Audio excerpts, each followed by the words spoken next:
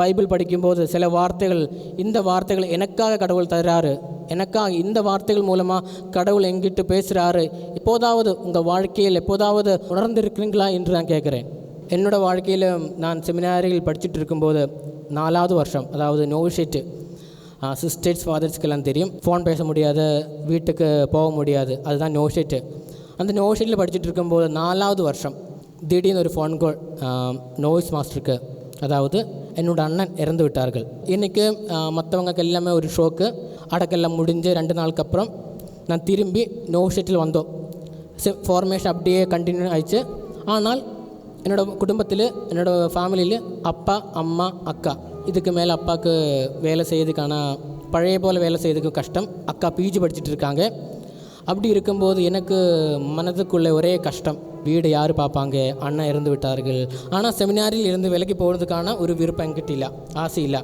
ஆனால் உள்ளே இருக்கும்போது ஒரு கஷ்டம், செமினாரில் இருக்க வேண்டும், ஆனால் அப்பா அம்மாவை யார் பார்க்க வேண்டும், அக்கா கல்யாணம் ஆச்சா, அக்கா மாமா வீட்டுக்கு போவாங்க, அப்புறம் யார் பார்ப்பாங்க அப்பா அம்மாவே.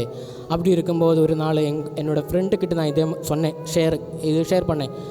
அவன் எதுவும் சொல்லவே இல்லை, ஒரு பதில் கூட சொல்லவே இல்லை. சொல்லாமல் அப்படியே எல்லாமே கேட்டுட்டு பெல் அடித்த போது ஒரே ஒரு வார்த்தை மட்டும் சொன்னார், பைபிள் படிப்பா, நான் உனக்காக ஜெபம் செய்கிறேன், எல்லாம் கடவுள் பார்ப்பார் அப்படி சொல்லி. நோஷீட்டில் நாங்கள் தினமும் பைபிள் படிப்போம். நான் படிச்சுட்டு இருக்கும்போது ரூத் முடிஞ்சிருச்சு.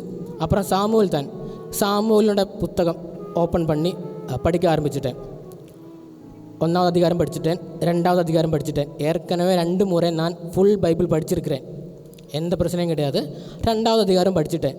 படிச்சுட்டு இருக்கும்போது 1 சாமுவேல் 2வது அதிகாரம் 35வது இறை வார்த்தை, என் திட்டத்திற்கும் விருப்பத்திற்கும் மேற்ப செயல்படும் நம்பிக்கைக்குரிய ஒரு குருவே நான் எழுப்புவேன், அவனுக்கு ஒரு நிலையான வீட்டை கட்டி எழுப்புவேன், அவன் எந்நாளும் என்னிடம் திருப்பொழிவு பெறுவனுக்கு பணி செய்வான்.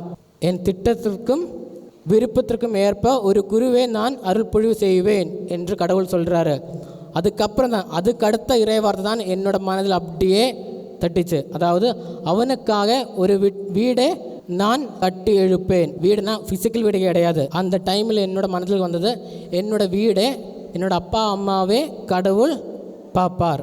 அந்த நம்பிக்கையில் நான் அப்படியே கண்டினியூஸ் என்னோடய ஃபார்மேஷன் கண்டினியூ பண்ணியாச்சு. இந்த வருஷம் ஃபாதர் ஆகிட்டேன்.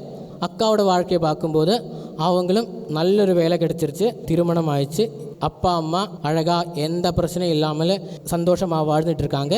கடவுள் அந்த ஒரு வார்த்தையை நம்பி நான் என்னோடய வாழ்க்கையை கடவுளுக்கு ஒப்புடைத்தப்போல் கடவுள் என் குடும்பத்தையும் என் வீட்டாரையும் நிறைவாக ஆசீர்வதித்தார். இதுவரை எந்த ஃபினான்ஷியல் கிரைசிஸும் வரவே இல்லை. கடவுளுடைய கிருபையால் கடவுளுக்காக நான் என்னோடய வாழ்க்கையில் ஒப்படைத்தப்போல் கடவுள் என்னையும் என் குடும்பத்தை நிறைவாக ஆசீர்வதித்தார். அதுதான் கடவுள் சொல்கிறாரு. கடவுளோட வார்த்தையை நம்புங்கள், கடவுள் உங்கள் குடும்பத்தையும் உங்களையும் நிறைவாக ஆசீர்வதிப்பார். பைபிள் படிச்சுடுங்கோ, கடவுள் உங்களையும் உங்கள் குடும்பத்தையும் நிறைவாக ஆசீர்வதிப்பார்.